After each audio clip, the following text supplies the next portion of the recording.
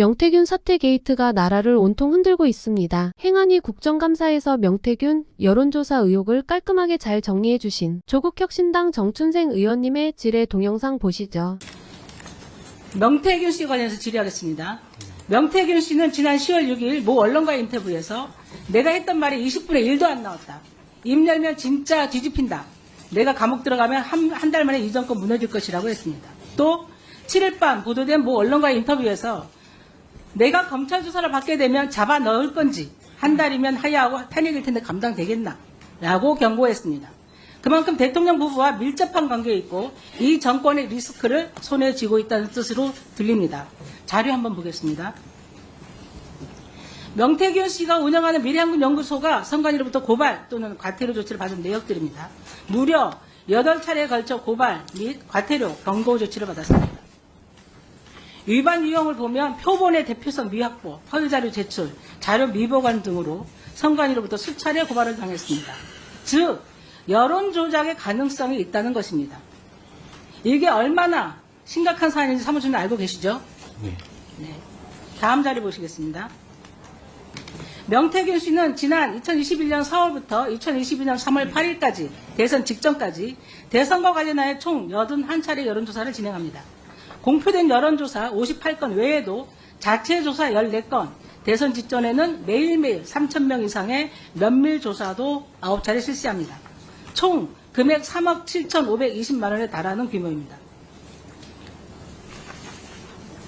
윤석열 당시 검찰총장은 21년 3월 4일 검찰총장직을 그만두고 야인이 되었습니다. 그 직후인 3월 27일 여론조사가 하나 발표되는데요. 윤석열 대세론의 시발점이 되었던 그 문제의 여론조사입니다. 표를 보시겠습니다. 2021년 3월 27일 미래한국연구소의 의뢰로 조사된 여론조사에 의하면 시간 관계상 존칭은 생략하겠습니다. 윤석열 40.5, 이재명 18.8, 무려 21.7%의 차이로 격차가 벌어집니다. 그런데 비슷한 시기엔 갤럽 조사에서는 윤석열 23%, 이재명 24% 동률로 나옵니다. 표 2번 보시겠습니다. 미래한국 6월달 조사입니다. 미래한국연구소에서 조사한 여론조사에서는 윤석열 39.1, 이재명 26.2, 12.9%의 차이가 납니다. 갤럽 조사에서는 오히려 윤석열 21%, 이재명 24%, 오히려 이재명 후보가 1위로 나옵니다. 공신력 있는 여론조사 업체의 결과를 뒤집는 그것도 이렇게 큰 격차로 윤석열 후보 지지율이 높다는 것은 여론조사가 왜곡 내지 조작됐다는 방증입니다. 문제는 이 조작된 결과를 여러 언론과 정치 유튜버들이 퍼나르면서 자연스럽게 윤석열 후보 대세론이 형성되었다는 것입니다. 당시 여러 언론 보도를 보시겠습니다. 조선일보, 이거 말고요. 머니투데이 보십시오. 3월 28일 윤석열, 이재명과 양자 대결시 20% 앞서 타자 대결서도 40% 돌파. 비슷한 시기 3월달 아시아경제에서는 차기 대선 주자 선호도 윤석열 40.5% 2위. 다 아까 얘기한 미래한국연구소 조사를 근거로 한 보도들입니다. 또 한 가지 중요한 의혹이 있습니다. 명태균 씨는 선거가 끝난 후 여론조사 비용 3억 7천만 원 정산을 위해서 당선인 부부를 찾아갑니다. 그런데 비용 정산 대신 2022년 창원, 의창 보궐선거에서 김영선 공천권을 갖고 옵니다. 그런 증언들이 나오고 있습니다. 실제로 2022년 5월 9일 명태균과 회계 책임자였던 강혜경 씨의 통화 내용을 보면 명태균 씨는 내일 김영선 후보 공천 발표될 테니 현수막도 바꾸고 본선 후보 준비해라 말합니다. 실제로 그 다음 날인 5월 10일 김영선 공천이 발표됩니다. 이 얘기가 뭐겠습니까? 명태균이 김영선 공천권을 여론조사의 대가로 받았다는 것입니다.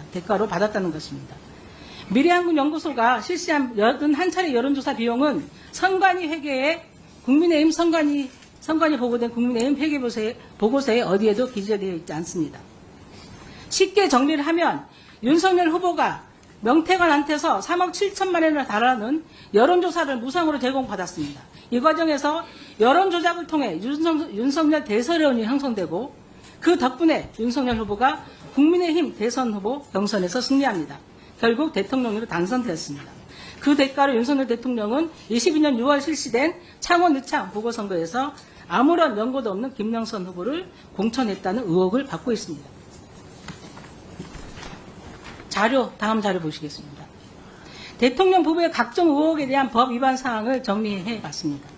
여러 의원님들의 질의 영상도 많았지만 명태균의 여론조사 의혹에 대해서 깔끔하게 정리된 영상입니다. 현재 해당 의혹에 대해서는 공수처에서 조사 중이나 공수처에 인력이 없어 제대로 수사될지 의문이라 해당 사건이 배당된 공수처 조사사부는 최혜병 사건도 현재 수사 중이라 인력이 모자라 제대로 수사가 될지 의문입니다.